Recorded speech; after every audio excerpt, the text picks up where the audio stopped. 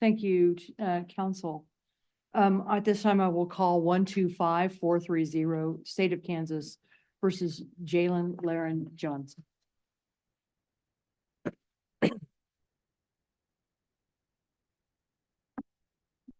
May it please court, Corey Call, appellate defender representing Mr. Johnson. This case, you may remember, involved some teenagers from Missouri who arranged a deal to sell a gun. Some teenagers from Gwinnett County. They met in Leavenworth County. Actually, the Missouri people brought a BB gun to the sale, and then the transaction occurred. And as the kid who was walking away from the car realized it, the car started to pull away, and Mr. Johnson testified he saw a gun, that the driver had a gun, and so he shot at the car, killing a 12-year-old in the back seat. This case is a bit unusual in that this entire transaction occurred in the parking lot of a pharmacy, which had a security camera focused on the parking lot. So we have this entire, in the record is a video of the entire transaction, which we're able to see, the jury was able to see, and we're able to see exactly what happened. We raised several issues in the brief, the first of which was procedural error, and we raised several issues of procedural error. One of those was that in closing argument, the prosecutor was talking about self-defense. And there was a section where sort of bookended informed the jury that BH, who was the person who was killed, it wasn't his fault. He wasn't a danger to Jalen. The comments started with, it's not BH's fault that he was shot in the back and killed. J.L.J. Johnson pulled the trigger, killing Brian, not caring who it may have hit. It was reckless, should not have had the gun in the first place. Then they describes the subjective and objective components of self-defense, and no evidence anybody was waving guns around. Surely no evidence that BH on the back passenger side was doing anything. Now, of course, it's irrelevant whether BH was violent or not. The he saw the driver with a gun. That was the danger that he saw. And if the jury believed that the driver had a gun and it was reasonable for Jalen to respond to that, then it's irrelevant whether BH had in the back. The difficulty with this is that there's some intuitive sense to this. The idea that if you harm somebody in self-defense, that person has to be the individual who you feel threatened by. But that's not the case. And so if you look at as far as the harm on this particular error goes, in Ward, referring back to Kleypas, this court talked about, did the error affect the verdict? And certainly we talked about the evidence, we compared the evidence, was the evidence overwhelming? But it's, as this court well knows, it's not a situation where would a hypothetical jury on these same facts in a trial without this error return the same verdict? The question is, did this error in this trial affect this jury's verdict? And that's interesting here because the question here was, and the dispute at trial was, did Jalen see a gun? The state presented evidence that the windows were tinted, that it was driving away, that he may not have been looking at the car before the trigger. The defense presented evidence that he said, I saw there was a gun. There was a gun in the car. If you watch the video, it appears that the car is still turning. So there's all this conflicting evidence. But if the jury accepted the state's invitation, accepted the state's argument that, well, BH didn't have anything to do with this, then it would be able to ignore all of that sticky deciding of who's credible, who's not credible, what happened, the evidence, because it was undisputed. It seemed to me that the argument, he's reciting all the facts surrounding the circumstance, and viewed in context, it seems to me that the prosecutor's really just suggesting this is evidence would be more likely to support the felony murder, which was, the underlying felony was a reckless offense. So the conduct was reckless as opposed to self-defense. Sure, but whether or not BH was a threat, whether or not BH did anything to cause Jalen to act is wasn't relevant based on this evidence to the point of whether it was reckless. If the driver had a gun and Jalen saw the gun and he reasonably believed that his cousin was in danger, then regardless of whether that BH in the back seat wasn't doing anything, it would not be reckless to shoot at the car under those. And there were other facts that they talked about. But as far as this argument, again, it's a 2-paragraph argument bookended by the fact that BH, it wasn't his fault. He didn't do anything. But what were the jury instructions? Did the jury instructions say that, did the jury instructions clarify that issue? That self-defense, when self-defense would apply? I believe what the jury instructions certainly did not reference BH. Right. But I don't think they referenced the driver. They said, was he in fear? And so, given the prosecutor's argument, I think a jury, certainly it'd be difficult for the state to prove beyond a reasonable doubt that the jury did not think that fear, was he reasonable fear of his life related to any fear, but in the state, it wasn't BH's fault, related specifically to that fear. But the defendant testified why he was in fear, correct? That is correct. That is correct. Are you saying the jury wouldn't understand that? I'm saying that it may make sense to the jury that if that the person that that he may be in fear of that person, but you have to be that in order to claim self-defense for harming a person, that you have to be in threat of that person.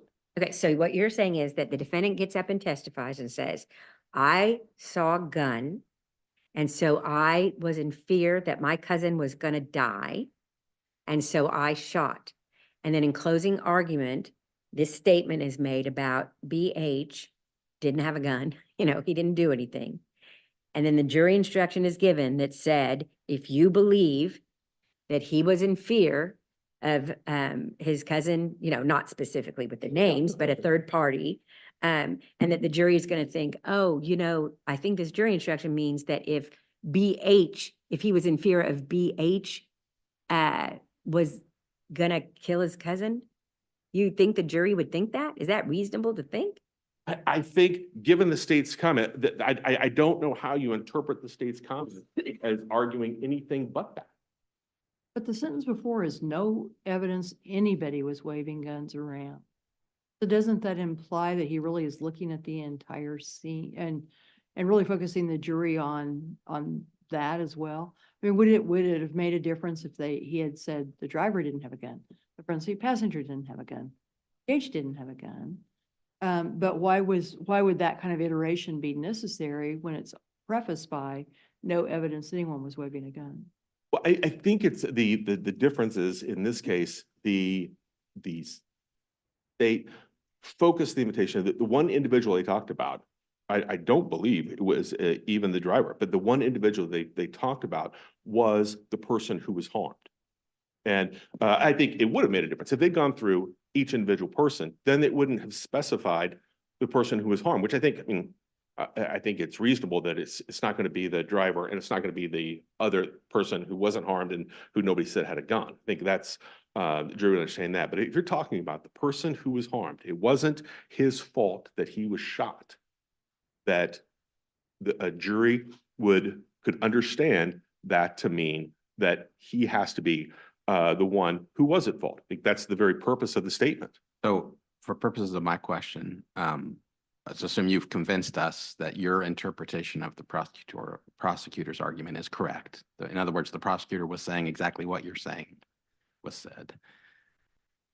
How does our decision in the Betts case impact your argument, which was the Wichita shooting by a police officer, where the Wichita officer attempted to use self-defense against a dog and struck an innocent bystander? And our holding essentially was, I think, even when defense of self is legally justified, that does not absolve one of reckless conduct in the exercise of that lawful defense that injures a third party.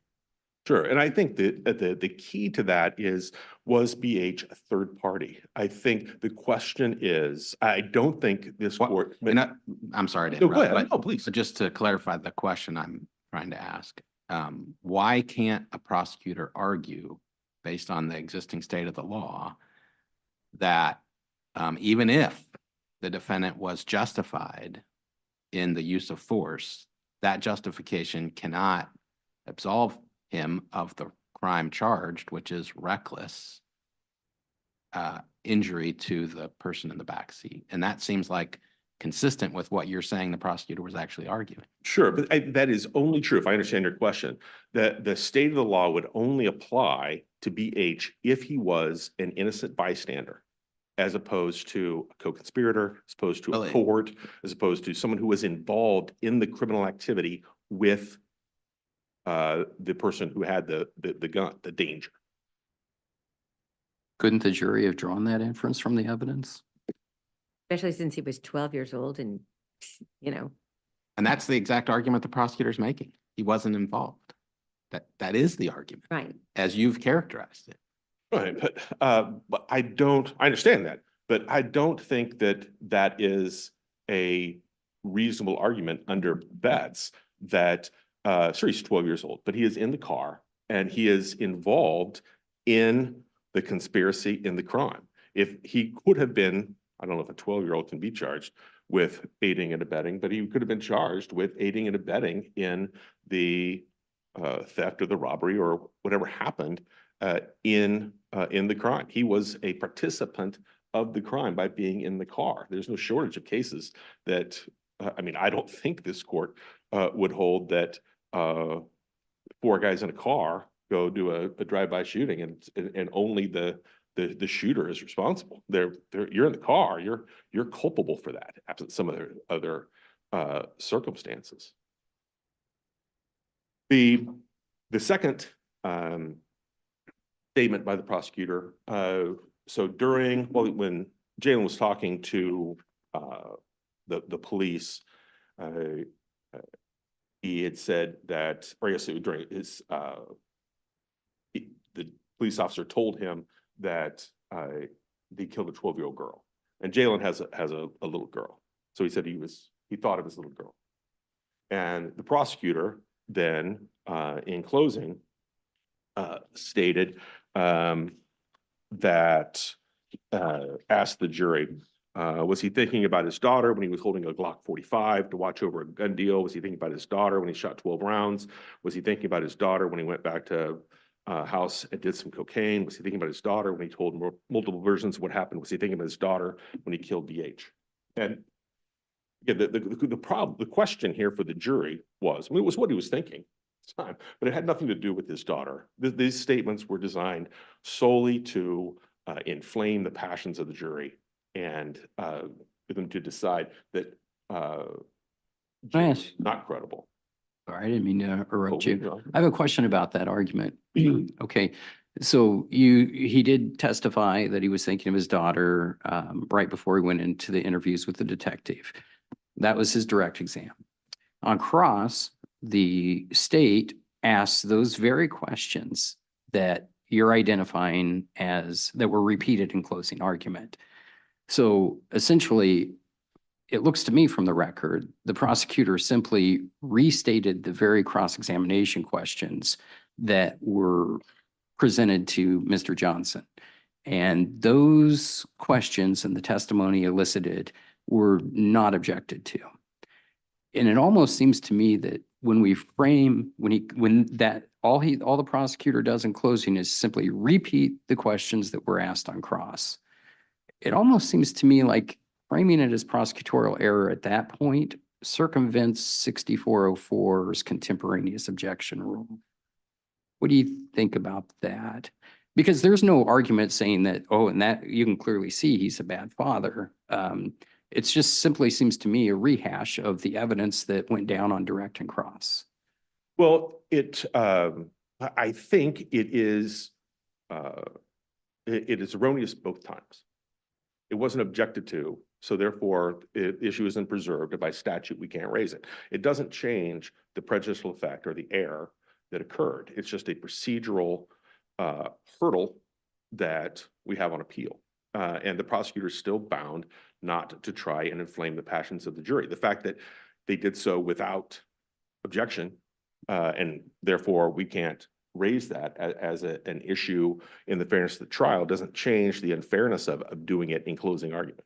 But like in State v. Lowry and other decisions, we've said when the essence of the objection is really evidentiary, you can't reframe that as prosecutorial error because of the, legislative mandate in 6404. I just didn't know if there's a way to distinguish those cases Well, here, or, I think if. I'm sorry, I didn't mean to continue us for too long here. That'll be my last question. Oh, that's a good time. So I think the difference is in those cases where you're talking about an evidentiary, I think they came up in terms of Doyle. This isn't purely an evidentiary issue. In other words, so it's prosecutorial misconduct for because I think in those cases, it's prosecutorial error for a prosecutor to introduce evidence which is inadmissible. And then they talked about that inadmissibility in there, as opposed to something which is really a closing argument. There's an independent basis of the prosecutor's error inflame the passions of the jury, which prosecutors are not allowed to do in any case. I think it's a difference between could you have raised, is it independently raisable as procedural error on its own if the evidentiary hadn't happened? And I think in this case it would be. Thank you, Your Honor.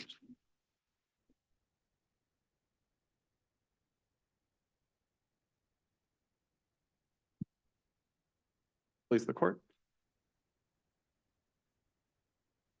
On the question of prosecutorial error, the real question on the issue of whether BH had a gun, to me, is whether or not the prosecutor misstated the law. And there is just no possibility he did. Within the context of the closing argument, he addresses centrally the question of, did Lloyd, the driver of the car, have a gun? Which is no. But then he's entitled to go through everyone in the car because the law says if Mr. Johnson is afraid for his life, reasonably and actually, he can use deadly force, which means to anyone in the car. The prosecutor is entitled to make the arguments relevant to the case, to argue his case. And that can't be limited because the defense is like, well, we didn't really argue that position. Prosecutor is entitled to argue anything that is reasonable within the context of the case, which is, did anyone in the car pose a danger to Mr. Johnson? And the prosecutor's answer is no, and the jury's answer was also no. So there's just no real argument that the prosecutor misstated either the law or the facts of the case in the closing with relation to the statements about BH. Similarly, the questions about thinking about the daughter, in addition to the fact that, again, these are, as Justice Wall said, attempts to make an evidentiary issue a prosecutorial misconduct or prosecutorial error issue. There's the fact that Mr. Johnson's credibility is at issue in this case. He changed his story multiple times, and one of his things that he testified as to why he lied to the police was because, well, I was thinking about my daughter. He's put that in front of the jury, so the prosecutor is entitled to respond to it. Do you think he was thinking about his daughter when he was doing these things? Do you think that's the reason he is motivated in this case? Do you think that's his motivation for changing his story? Or do you think it's because he doesn't want to get in trouble? Do you think the claim of self-defense at this late hour, after he's claimed multiple different reasons why he said he needed to use self-defense, multiple reasons why he fired the gun, do you think it's really that he walked in there and he was thinking about his daughter and, oh no, I need to change my story now? So I think it's relevant. It is a commentary on the evidence. Does it matter though that that temporally that he wasn't, the first time he mentioned that he was thinking about his daughter was in response to the detective saying that a young girl was killed in the incident. In other words, then what is the relevance of any reference to thinking about his daughter before that disclosure is made? The relevance is his state of mind is an issue before the jury. So calling into question the things you've said about what his state of mind was in this case is going to be relevant. As to the other issue of prosecutorial error, we do concede that it was error to ask the jury in voir dire if they could do their job. There is a United States Supreme Court decision on this that says do not use that language. So obviously the second thing we turn to is this error harmless? And I think beyond a reasonable doubt, this error has to be harmless. First of all, it is very close to language that the prosecutor could have asked. The prosecutor asked, do you understand your oath that you're taking in this case? They could have asked, are you comfortable convicting if you believe beyond a reasonable doubt? And all of those, the variances of those languages are so small that to believe that it could have had any impact that at one time he made an incorrect statement is not reasonable. And then further, the evidence in this case is just simply completely overwhelming. Regardless of what Mr. Johnson said, the video speaks for itself. He is not looking at the car when he makes the decision to fire the gun. He is looking at his cousin. You can watch it. He is looking at his cousin and he immediately raises the firearm and starts firing at the car. It is simply impossible that he saw a firearm in the car. The video speaks for itself. And all of the surrounding evidence speaks for itself. And the fact that his cousin didn't see a gun when his cousin was sitting next to the car. And the fact that his cousin says the reason he fired is because he said, they ripped me off. And the other person in the car said, they have my money, shoot. Which is also what Mr. Johnson initially told police. He said the driver of his car told him to shoot and he shot. And then later he claimed self-defense. So all of this is to say that any error on behalf of the prosecutor in closing or voir dire would have had absolutely no impact on the jury. They deliberated for less than an hour in this case. They did not have any questions. They came back with a decisive verdict, and the evidence in this case, they could see for themselves. There isn't a conflict. There is no real conflict as to the evidence. The only created conflict is what Mr. Johnson testified to, and that is not believable. He changed his story versus everyone else who had testified consistently, and so any error is beyond a reasonable doubt harmless. If there are no other questions, I think the other issues are, I'm comfortable with the briefing on them. The issue of whether it was improper to impeach him on discovery.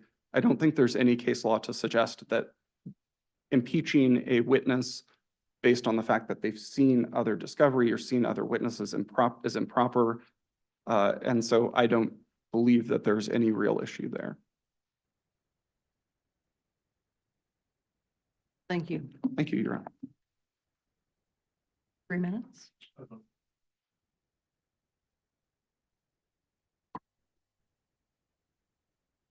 Thank you, Mr. Cole.